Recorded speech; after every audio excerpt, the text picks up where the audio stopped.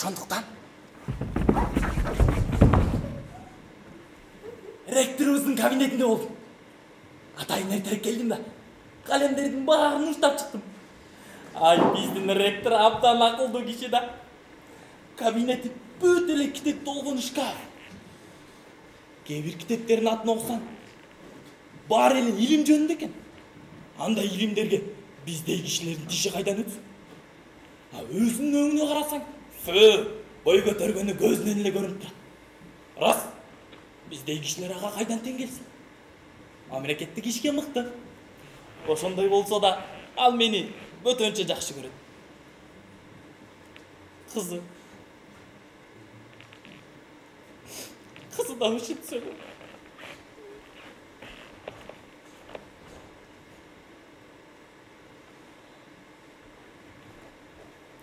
Saat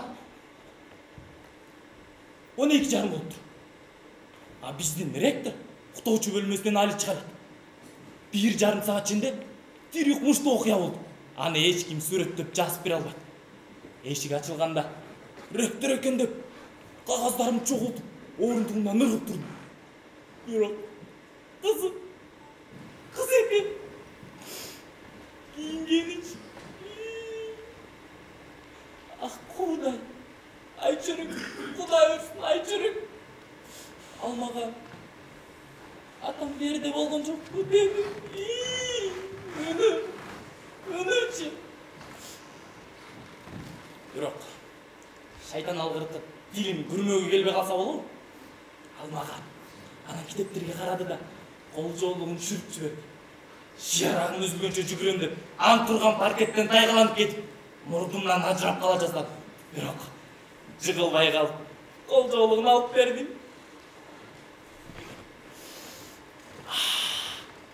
Кол жоолук деп нашынайт. Жөн эле акырчыттанат.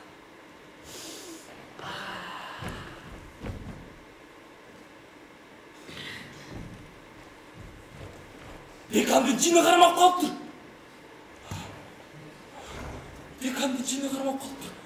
Ал мага кана сүйлөчү. Эмне кылып жүрөсүң? Дей баштады. Кандайчы? Эчтеке кылган жерим жок деп жооп берди. Ал болсо кана жашың болсо деги 40-тан ашты. Эсиңе кирер убакыт болду. Эмнеге дердесиң? Ректордун кызынын артынан сандалып жүрөсүң го? Өзүң 42-ге жаны чыкты. Чыныгы кызмат башталармал эми келди. Шашпа, досум, шашпа. Биз да ректор болобуз. Балким, Кудай жалгап андан да чоң болуп калгыбыз бардыр. Биз да сеникинен чоңураак мансапка жетебиз.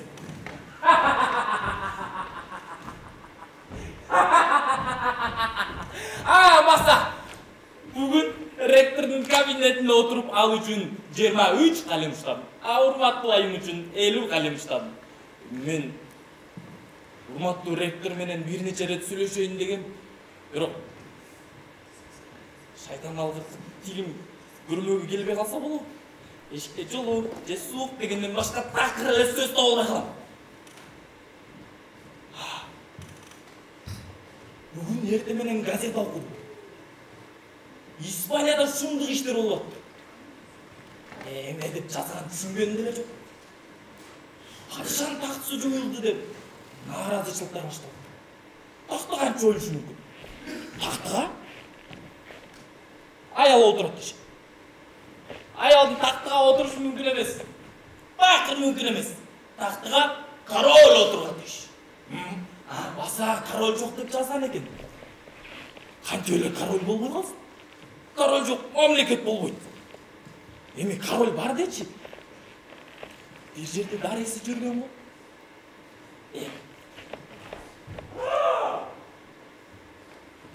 Бүгүн эң чоң салтанат күнү. Испанияда король бар. Ал король мен.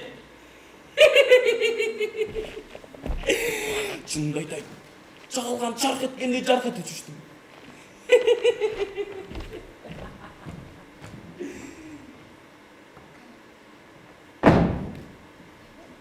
Bugün rektorga kayra bardım. Al meni özünü geçirim surap. Koldu kırap dese gerek. Ha men көп деле карданбай, көп деле мээрим төкпөй. Көңүл кош карадым да, эч кимди байкабагансып ордума барып отуруп алдым. Ректорду көрүү үчүн жетекчилердин баары биринин артынан бири оозуна жүгүрдү. Ректор биздин бөлмөдөн өтүп баратканда баардык орундарынан тура калышып костюмдарын түздөй калышты. А мен эчтеке кылдым. Мен ордумдан тура калгандай ал кандай ректор эле? Ректор эле? Ал ректор эмес. Пробка. Кадимки жанагы. Өтөлкөгө тыгын болчу пробка. Анан артык жери жок. Кол койгум деп колума кагаз карматып коюшканы баарынан кызык болбоду. Алар мени стол башчысы палан киши деп жазат дешсе керек. Айтпегендечи. Мен ректор кол коюучу эң негизги жерине Фердинанд 8 деп жазып койдум. Кадырлашкандарынан баары жымжырт болуп калганын көрсөңөр болор эле. А мен колумду бир шилтедим да. Бу карачылыктын эч кандай белгилери болбосун деп чыгып кеттим.